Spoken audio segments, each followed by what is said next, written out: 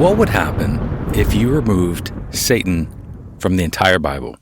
If you deleted every reference to the devil, to demons, to spiritual bondage, how would it change the gospel? How would it change your understanding of salvation? For many modern Christians, the answer is not that much. Salvation would still be about forgiveness. It would still be about justification. It would still be about being declared righteous before God. But when you read the New Testament itself, something very different appears.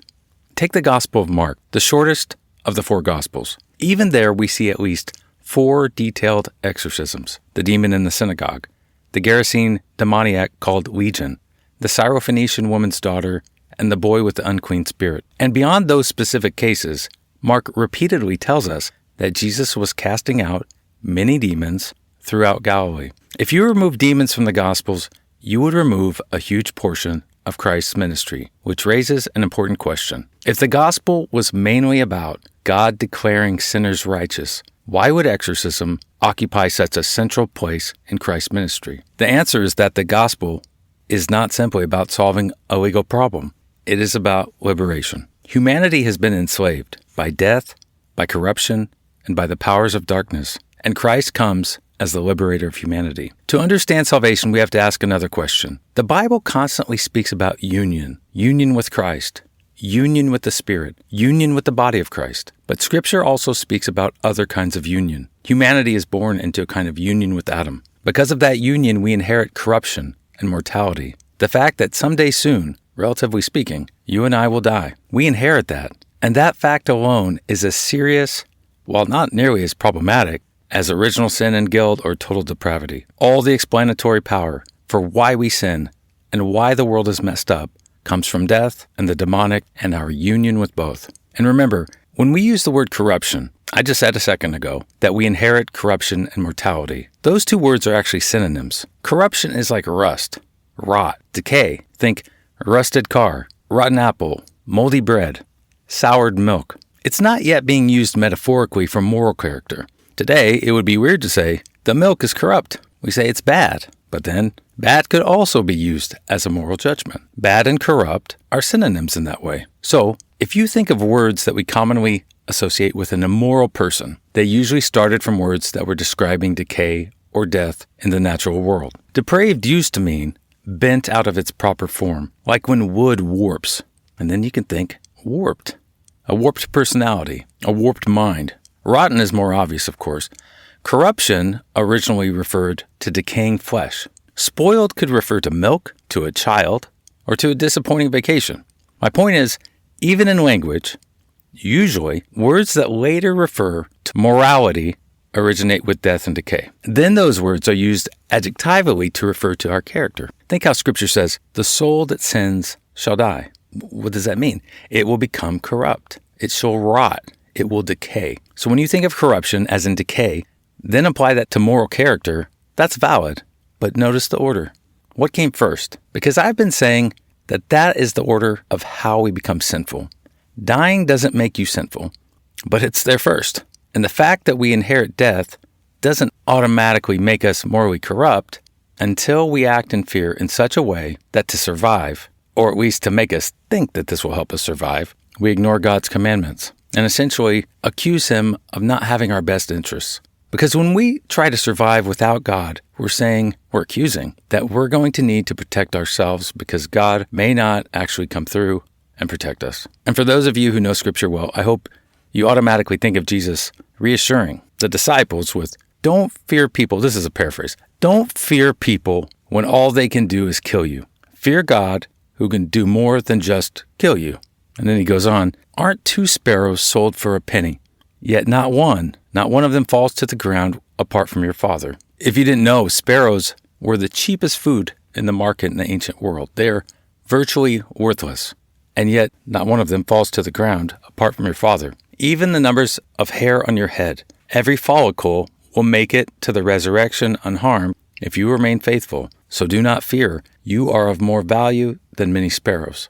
And Jesus' logic is, this is something everyone thinks is insignificant, but the Father, it's not insignificant to Him. And therefore, neither is your life.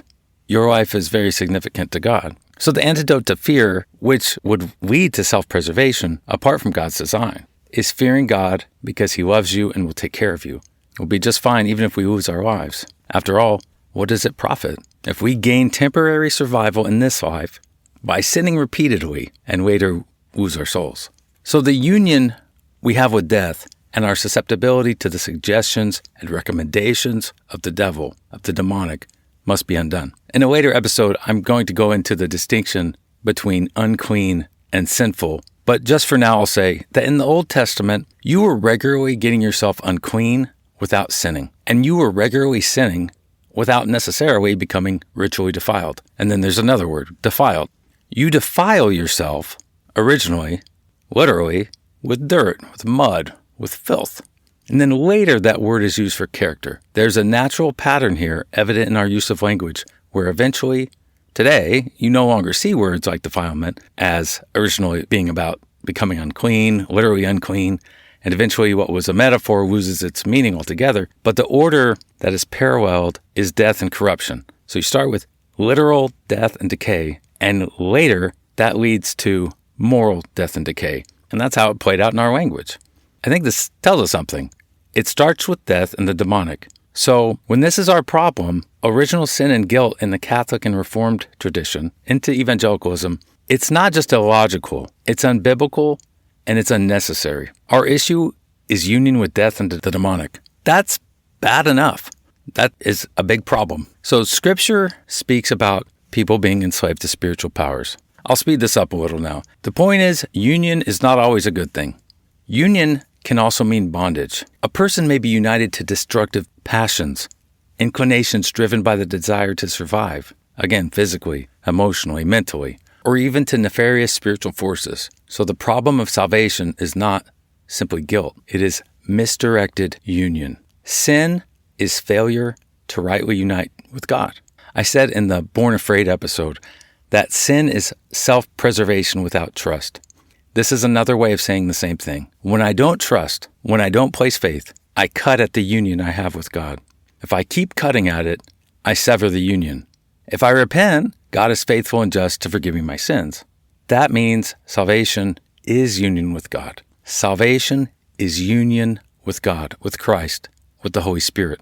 But because humanity has become joined to death, corruption, and the dominion of the enemy, salvation means breaking that union and restoring the right one. Unity is at the heart of the gospel. Reunion with God, reunion with humanity.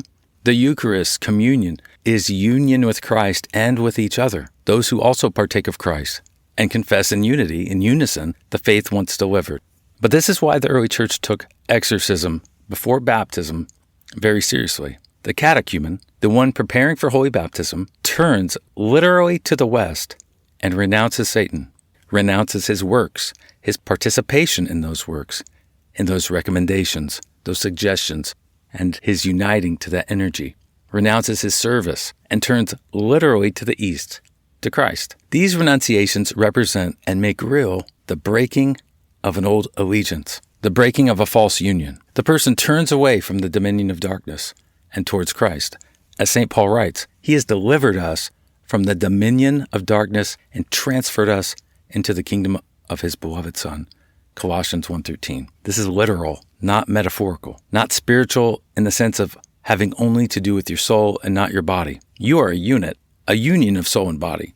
Dominion is broken, freedom is given. Where the Spirit of the Lord is, there is freedom, 2 Corinthians 3:17. But exorcism, this is not merely an ancient practice. In the Orthodox Church, these exorcism prayers before baptism remain the normal practice to this day, which tells us something important about how the Church understands salvation. It is not only forgiveness, it is deliverance and new life. Now just think for a second. When's the last time you've been to an exorcism? Now I've been to several Orthodox baptisms, and it's nothing like The Exorcist. There are prayers that are prayed for the person, and these prayers go back 2,000 years.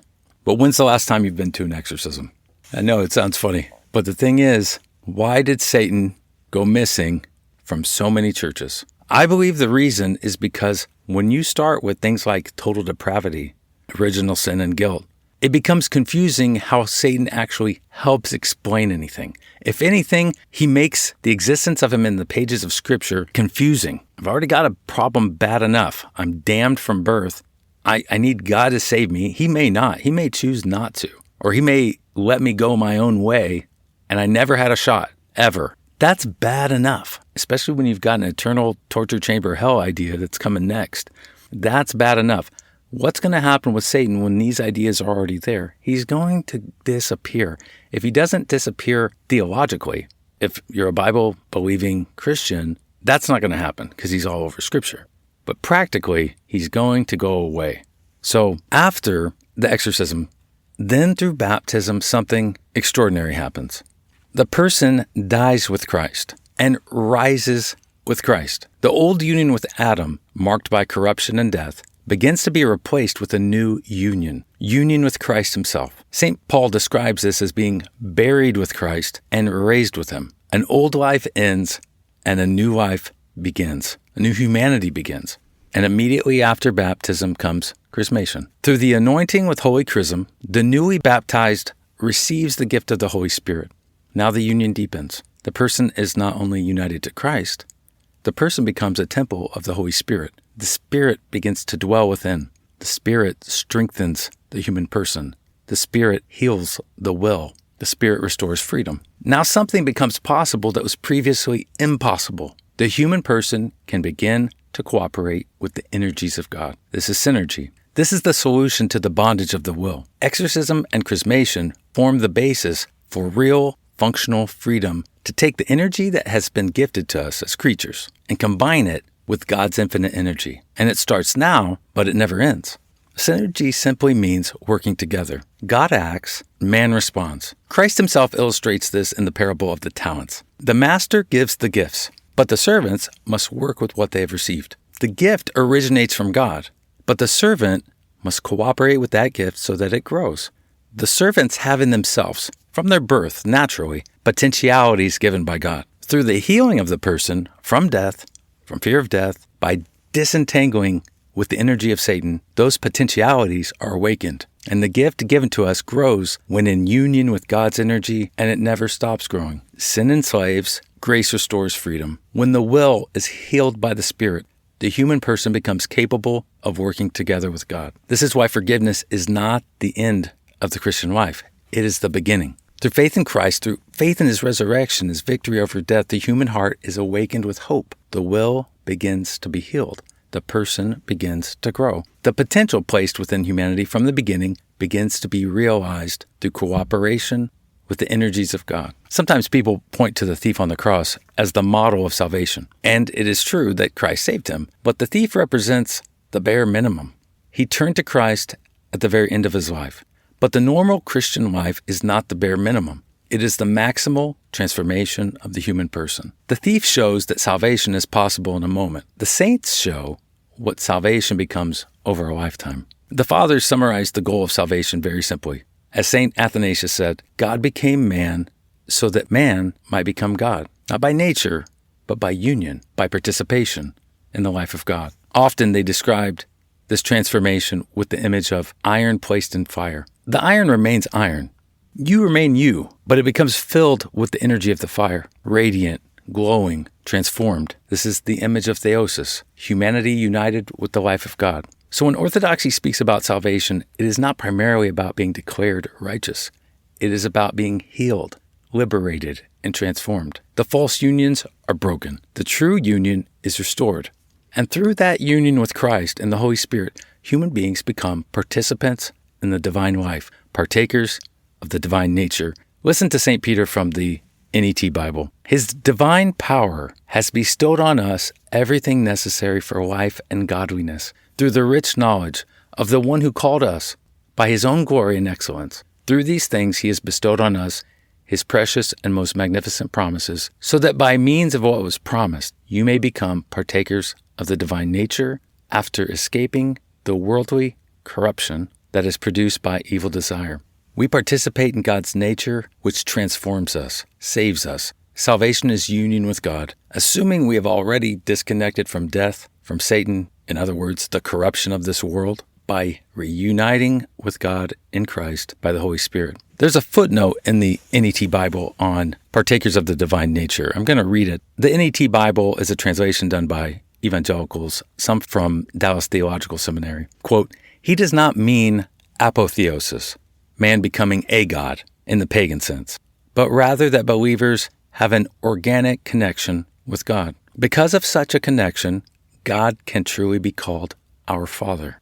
Conceptually, this bears the same meaning as Paul's "in Christ" formula. The author's statement, though startling at first, is hardly different from Paul's prayer for the Ephesians that they may be filled up to all the fullness of God. End quote. Now, let's talk about something crucial: how different theological frameworks treat union with God and sometimes channel it in ways that affect how vividly it is experienced. In Reformed and Evangelical theology, union with Christ often gets framed through imputation. Adam's sin is imputed to humanity.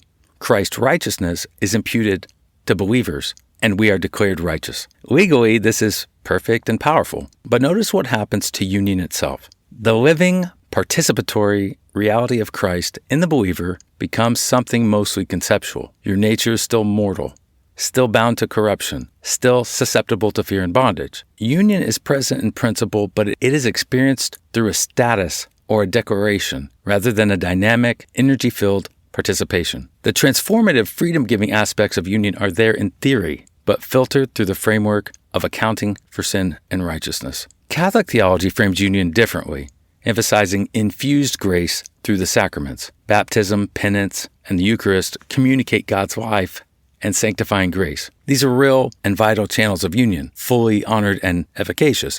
Yet union is often understood in a mediated or structured way. One is in grace. One's soul is sanctified.